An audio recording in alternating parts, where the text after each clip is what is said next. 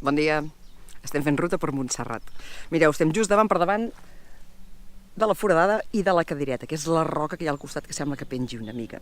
Diuen que, de fet, Montserrat anava viatjant en bloc, o sigui, la muntanya sencera anava viatjant en bloc, amb Déu assegut com a timoner a la cadireta, al tron celestial.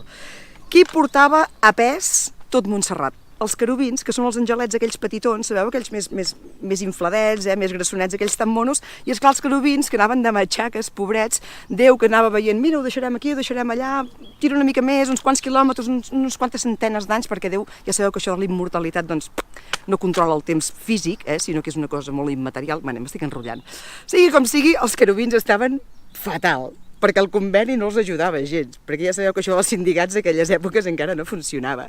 I es van cansar, les cordes ja anaven tibant de tant de pes, i de cop i volta els hi va caure. I on va caure? Doncs Montserrat va caure aquí, que per això està aquí. Que no us penseu que és que Montserrat va sortir de vés a saber on, no. Anava de viatge a una altra banda i ho tenim de regal, per accident.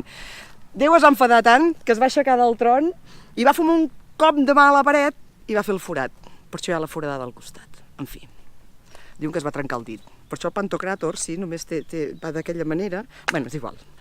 Total, un accident. Montserrat, Apa, veniu de ruta.